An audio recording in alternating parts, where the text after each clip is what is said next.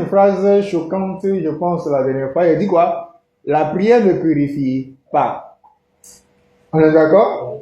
Elle dit la prière ne purifie pas. Tu ne peux pas vouloir purifier, sanctifier une personne en priant pour elle.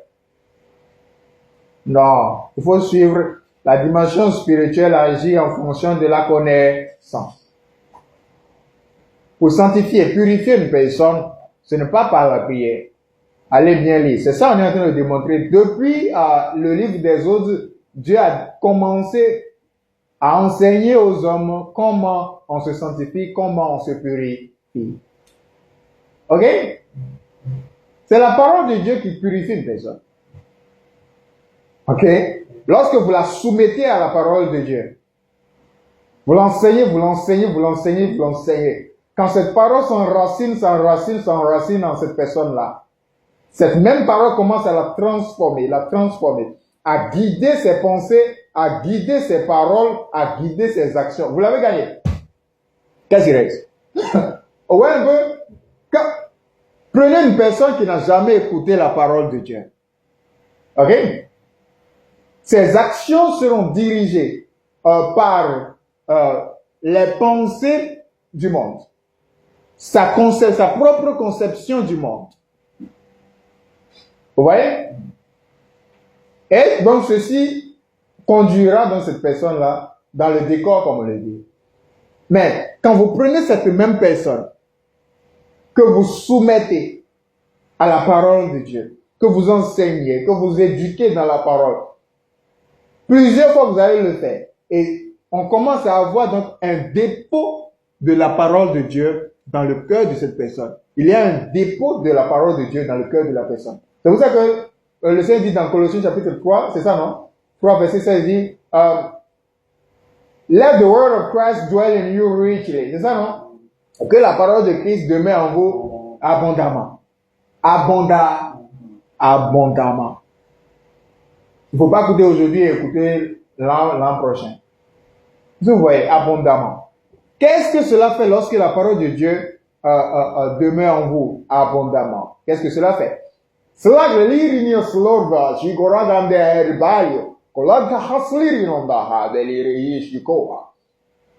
Elle commence à, comment dire, elle commence à contrôler vos pensées, elle commence à contrôler vos propos et elle commence à contrôler vos actions. Elle dit, hey, c'est toujours celui-là qu'on a toujours connu. Vous voyez un peu? Quand vous dites que la parole de Dieu prend le contrôle de votre être là, si vous pensez que c'est amusement là, bon, vous n'êtes pas, ça ne sera pas amusement. Vous voyez un peu? Quand tu es habitué à dire des choses auparavant, d'accord? Et puis on t'éduque dans la parole, et puis, vous savez ce qui se passe? Tu as subitement envie de dire la même chose, les conneries que tu disais en temps, d'accord? Tu as subitement envie de dire ça, et puis comme tu l'as dit là, la langue se cale, et puis elle te dit en même temps, ta tête te dit en même temps ce qu'il faut au contraire dire. Vous comprenez? Yeah. Vous savez quoi?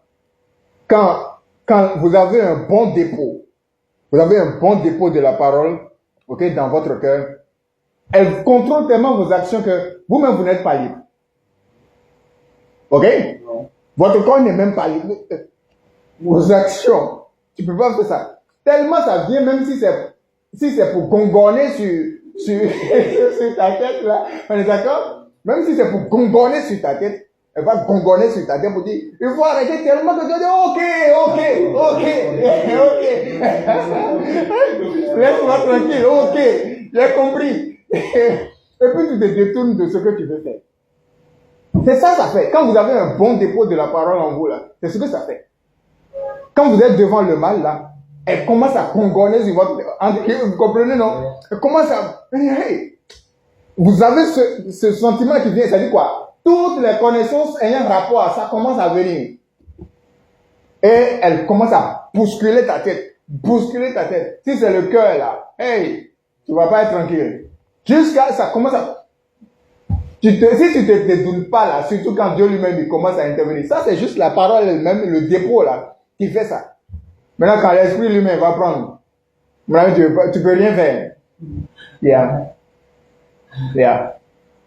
Ce n'est pas par une éducation terrestre que vous pouvez amener une personne à rester droit devant le Seigneur. Non, vous avez échoué. Il y a deux choses qui gèrent donc la personne humaine, le chrétien, pour qu'elle puisse se tenir droit.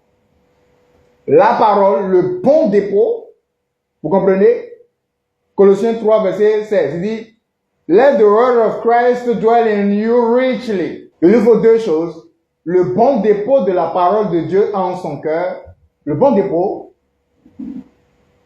Je n'utilise pas mes mots au hasard. On est d'accord? Il a bien dit le bon dépôt. Celui qui comprend, comprend. Ensuite, l'Esprit de Dieu. C'est ça là qui vient d'abord pour la prédication de demain. L'Esprit de Dieu. Les deux là, quand les deux là sont OK, quand les deux là sont en mouvement, comme on le dit, en vous, ben, vous êtes comme, tous vos mouvements sont contrôlés, toutes vos pensées sont contrôlées, tous vos propos sont contrôlés et toutes vos actions sont contrôlées.